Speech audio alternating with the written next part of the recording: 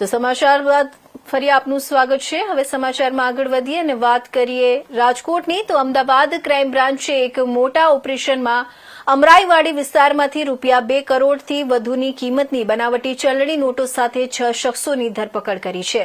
આ તમામ નોટો ₹500ના દરની છે। સુરતમાં નકલી નોટો બની હતી અને અમદાવાદમાં હેરફેર માટે આવી હતી। હાલ પોલીસે તમામની ધરપકડ કરી આ બનાવટી ચલણી નોટો મામલે વધુ તપાસ હાથ ધરી છે।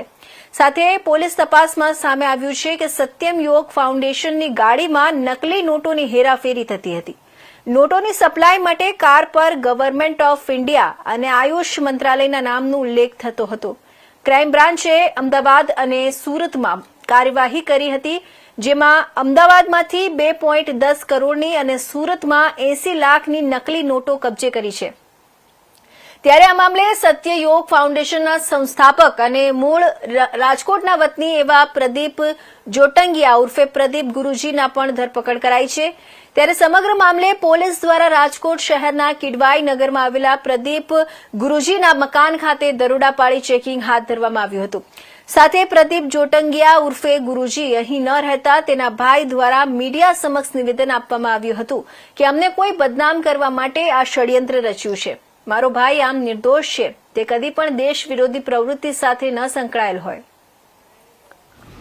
પણ શું થયું તમને? બેસીને કરી વાત. શું થયું? કાંઈ થયું નથી, ડિહાઇડ્રેશન થયું હાલ. સાંભળો, પ્રદીપભાઈ જાલી નોટ સાથે પકડાયા છે તમારા ભાઈ।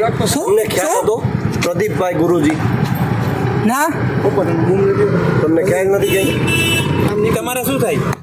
ભાઈ છે. તમારું નામ શું છે?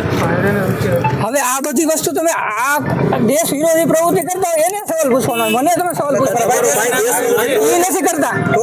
એ મારો ભાઈ છે નાનો।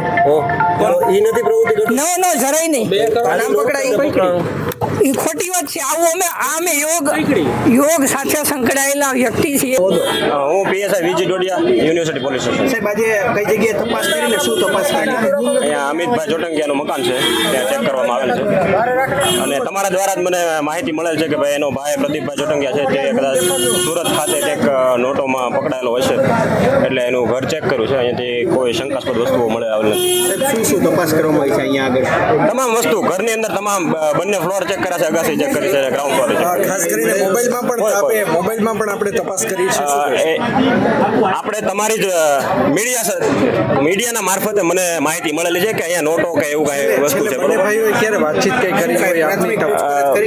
પ્રાથમિક પૂછપરછ એ રીતે કે ભાઈ એનો ભાઈ અહીંયા આવે જાય છે કે કેમ, તો 2 મહિનાથી તો આવ્યો નથી, કોન્ટેક્ટમાં છે પણ અહીંયા આવતો નથી રહેવા માટે કે એવું આવતો નથી, કંઈક પ્રસંગમાં ભેગા થાય છે।